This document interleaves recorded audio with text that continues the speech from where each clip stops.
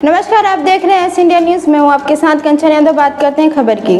रायपुर की गायत्री नगर से निकलेगी भगवान जगन्नाथ जी की भव्य रथ यात्रा। इस पर विधायक पुरेंद्र मिश्रा ने पत्रकारों से चर्चा करते हुए बताया कि भक्त और भगवान के सीधे संवाद का दूसरा नाम है रथ यात्रा। यह ऐतिहासिक व पारंपरिक पर्व है जो सीधे भक्तों को भगवान से जोड़ता है, जो न केवल छत्तीसगढ़ एवं उड़ीसा राज्य की भावनाओं को आपस में जोड़ती है, अपितु इन दिनों राज्यों के बीच आपसी भाईचारा एवं प्रेम बंधुत्व की भावनाओं को आज के इस आधुनिक युग में भी जीवित बनाए हुए हैं, जो हमारी धार्मिक आस्था एवं सांप्रदायिक सद्भावना का प्रतीक है। इस वर्ष आषाढ़ मास के शुक्ल पक्ष की द्वितीय तिथि अर्थात 27 जून शुक्रवार को रथ यात्रा पर्व अत्यंत ही हर्षोल्लास के साथ मनाया जाएगा। मैं उसमें आता हूँ, पहले मेरा एक जो बोल रहा हूँ खत्म कर लूँ। खड़गे जी 7 तारीख को आ रहे हैं। मैं राम जी के मोमा गांव में कौशल्या माता के धरती में तपोभूमि में उनका स्वागत करता हूँ, परंतु एक निवेदन करना चाहता हूँ। खड़गे जी आप आइए, आपका टीम आए। मेरा निवेदन है, हमारे छत्तीसगढ़ के किसान धान बो के 21 कुंटल 31 रुपये में सरकार को बेच रहे हैं। आप कृपया राहुल गांधी को भी ले आइए, कम से कम हमारे किसान आलू लगाएंगे और सोना पाएंगे। तो आप साथ में आएंगे तो राहुल जी को जरूर लाएं, ताकि किसानों को बताएंगे कि मैं आलू में सोना कैसे उगाता हूं। और आप पूछ रहे हैं कि कांग्रेस लाठी लेके चलेगी, ये हमारे लिए नहीं था, वो भूपेश जी के लिए। भूपेश जी के लिए वो लाठी लेके जाएंगे, और हमारा तो जबान ही लाठी है।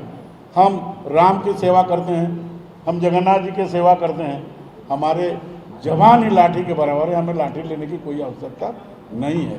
आपने जो कहा भोपाल से के श्रीवास्तव 500 करोड़ का के श्रीवास्तव, कई ठो नाम है, नाम गिनाऊंगा तो आप लोग लिख नहीं पाएंगे। मैं आपको बताता हूँ, 2000 करोड़ का जो शराब घोटाला हुआ था भूपेश जी की सरकार में, उसके कई अधिकारी, कई लोग जेल में हैं, कुछ लोग बेल में हैं, और कोषाध्यक्ष तो फरार हैं। वो पैसे का हिसाब नहीं मिल रहा है, किसको कितना बंटवारा मिलेगा उसका डिसाइड नहीं हो पा रहा है। इसीलिए तो लड़ाई झगड़े इतना चल रहा है। तभी दिल्ली से उनका इंटरव्यू हो रहा है, जो ज़्यादा पैसा देगा वो जिला अध्यक्ष बनेगा, ऐसे भी सुनने को आया है। तो मैं इस छत्तीसगढ़ में रहने वाले कांग्रेस से निवेदन करता हूँ, 140 साल की पुरानी पार्टी, इतना लड़ाई झगड़ा मत करो, शांति से रहो। क्योंकि भारतीय जनता पार्टी पिछले 15 साल भी सरकार में थी, और आने वाले हम 15-20 साल फिर रहेंगे। आप चिंता मत करो, आप बंटवारा करके चुपचाप अपना शेयर लेके आराम से रहो। जय। मैं वहाँ के विधायक भाई से बात किया था कि एक बार देवभोग जाऊँगा, उनसे बात करूँगा, और उस परंपरा को माननीय मुख्यमंत्री जी से बात करके फिर से चालू करने का प्रयास रहेगा। क्योंकि जगन्नाथ जी के आद्य सेवक आदिवासी समाज ही था, बाद में हम लोग आए। तो परंपरा अगले साल के सवाल तक, अगले साल हम चालू कर देंगे। अभी भी चलती है देवभोग से चावल जाती है, देवभोग से मेरे भाई इधर आ जाते, ताली बजा दो भाई सब लोग इसके लिए। देवभोग से अभी चावल जाती है ना, ये देवभोग से आया है। और जगन्नाथ जी इसको भेजें, मैं बोल रहा हूँ जगन्नाथ जी इसको भेजें, क्योंकि आपका प्रश्न पिछले साल से पेंडिंग था, इसीलिए भेजे हैं। मैं इनका देवभोग के भाई का धन्यवाद करता हूँ। मैं आपको एक चीज़ और बताना चाहता हूँ, जगन्नाथ जी के आद्य सेवक आदिवासी समाज, हम लोग बाद में आए, और भगवान का सेवा राज्य बनने के बाद ये चावल का आना जाना हुआ। पहले छत्तीसगढ़, बिहार, झारखंड, पश्चिम बंगाल, उड़ीसा एक राज्य हुआ करता था। 1912 में बिहार अलग हो गया, 1936 में उड़ीसा से मध्य प्रदेश छत्तीसगढ़ अलग हो गया, उसके पहले आंध्रा बीच में अलग हो गया। तो एक व्यवधान आया है, पर आने वाले समय में अभी भी जैसे चावल जाता है तो उसको सूक्ष्म रूप से और निरीक्षण करके माननीय मुख्यमंत्री से बात करके, क्योंकि धर्मस्व मंत्री वही हैं, उनसे निवेदन करेंगे कि अगले साल से चावल जाए। मैं आपको एक अच्छी बात बताना चाहता हूँ। राम जी के मामा गांव और कौशल्या माता का मैके से अयोध्या में जो राम मंदिर बना, यहीं का चावल जगन्नाथ मंदिर से 11 कुंटल गया था, जिसमें पहले दिन खीर बना करके भगवान राम जी को प्रसाद भोग लगा है। तो मैं आप भाग्यशाली लोगों को, छत्तीसगढ़ के भाग्यशाली लोगों को बधाई देता हूं कि उनके यहाँ का उपजे चावल का राम जी का पहला भोग अयोध्या में भी लगा है। जगन्नाथ जी अत्यधिक स्नान करने के बाद स्नान पूर्णिमा में अस्वस्थ हो गए। आज सवेरे पंडितों ने सूचना दी कि भगवान का बुखार उतर गया है और कल स्नान करके पूजा पाठ करके कल भगवान का नेत्र उत्सव होगा। परसों रथ यात्रा है। आप सभी आमंत्रित भी हैं और आप खबर को छत्तीसगढ़ के कोने कोने तक पहुंचाने का जो संकल्प लिए हैं उसको पूरा करेंगे। आज का दिन बहुत महत्वपूर्ण है, क्योंकि आज भगवान का बुखार उतरा है, कल नेत्र उत्सव है, परसों रथ यात्रा है। ये रथ यात्रा आदिकाल से चला आ रहा है।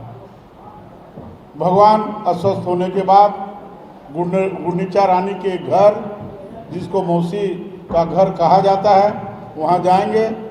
पूरे 1 हफ्ते रहने के बाद दशमी के दिन, दशमी तिथि 5 तारीख को पड़ रहा है, उस दिन वापस आएंगे और भगवान फिर मंदिर में विराजमान होंगे, भक्तों को दर्शन देंगे। जगन्नाथ का संस्कृति, जगन्नाथ जी का लीला भक्त और भगवान का लीला है, अपरंपार लीला है। विश्व में जितने देवी देवता हैं, अपने सिंहासन छोड़ के कोई भक्तों को दर्शन देने के लिए नहीं जाता, पर जगन्नाथ जी अपने भक्तों के कारण, अपने भक्तों को दर्शन देने के कारण साल में एक बार 1 हफ्ता के लिए भक्तों के बीच रहते हैं। भक्त उनको आलिंगन करते हैं, छू सकते हैं, प्रणाम कर सकते हैं। उस समय कोई बाधा विघ्न नहीं रहती और भरपूर भगवान आशीर्वाद देते हैं। जिसको जितना आशीर्वाद चाहे वो ले सकता है। 27 तारीख को सुबह 7 बजे पूजा अर्चन हवन शुरू हो जाएगा। 11:15 बजे, 11:30 बजे अतिथिगण आएंगे।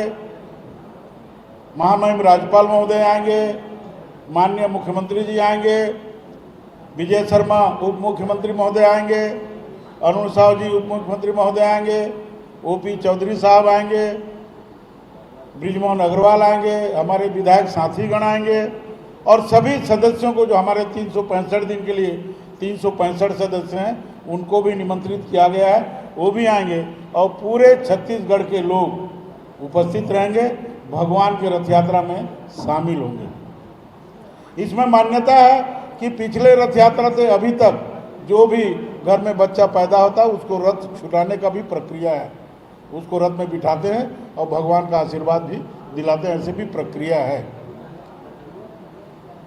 रास्ता की सफाई राज्यपाल महोदय करेंगे, मुख्यमंत्री जी करेंगे और उनके अर्धांगिनीगण, महामहिम राज्यपाल की धर्मपत्नी, माननीय मुख्यमंत्री जी के धर्मपत्नी, मेरे धर्मपत्नी, सब रास्ते में गंगा जल सिंचित करके रास्ते का सफाई करते हुए जाएंगे। सोने के झाड़ू से झाड़ू लगाते हुए भगवान को रथ तक ले जाएंगे और हमारे जो कार्यकर्ता हैं वो सब भगवान को पहंडी करके रथ में बिठाएंगे। उसके बाद भगवान जी का महाआरती होगा। आरती के बाद अतिथिगणों को हम विदा करेंगे। ठीक 3 बजे मंदिर परिसर से खमाडी थाना होते हुए बिटेक ग्राउंड में रथ जाएगी और वहाँ भक्तों के दर्शन के लिए शाम तक रहेगी। मैं छत्तीसगढ़ वासियों से सबसे निवेदन करता हूँ, आप सबसे निवेदन करता हूँ, आप अधिक से अधिक संख्या में आएँ, भगवान का आशीर्वाद प्राप्त करके पुण्य अर्जित करें, यही निवेदन है। सबको एक लिफलेट दिया हूँ, आप लोग उसको पढ़ें।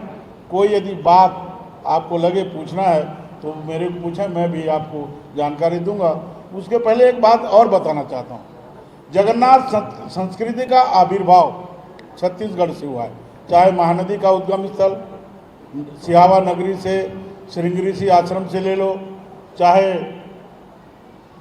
शिवरी नारायण से ले लो, चाहे बलांगीर से ले लो, चाहे कंटीलो से ले लो, सब महानदी किनारे बैठे हुए ये तीर्थ स्थान है जहाँ जगन्नाथ जी का संस्कृति मिलता है। और देवभोग में तो जो हमारा जगन्नाथ जी का खेती है, वहाँ के वो किसान हैं, वहाँ से चावल देवभोग से चावल पूरी जाता था आदि काल में, और इसीलिए उसका नाम देवभोग भी पड़ा है। तो छत्तीसगढ़ ये तपोभूमि है। उत्तराखंड, यूपी, उत्तर प्रदेश ये देवभूमि है। तो छत्तीसगढ़ में बड़े बड़े संत महात्मा तप किए, श्रृंगी ऋषि तप किए, लोमच ऋषि तप किए, लव कुश का जन्म यहाँ हुआ, सीता माता वनवास यहीं रही, क्योंकि ये दक्षिण कौशल जब था उस समय अयोध्या का राज यहाँ से ही लगता था, रतनपुर के पास। तो मैं आप सबको बधाई देता हूँ, निमंत्रित करता हूँ कि आप सब press, media, electronic media, print media रथ यात्रा की दिन आए और जितना भगवान का छवि को आप प्रसारण करेंगे, लोग जो नहीं आ पाएंगे वहीं से देखेंगे। इस कार्य के लिए आपको मैं बहुत बहुत धन्यवाद करता हूँ, अभिनंदन करता हूँ, आभार व्यक्त करता हूँ। जगन्नाथ जी आपको सुखी रहें, आपके परिवार में सब सुखी रहें, ऐसा आशीर्वाद जगन्नाथ जी से मैं आप सबके लिए मांगता हूँ। आप मेरे मित्रगण हैं, मैं आपको धन्यवाद करता हूँ। जय जगन्नाथ, जय श्री राम।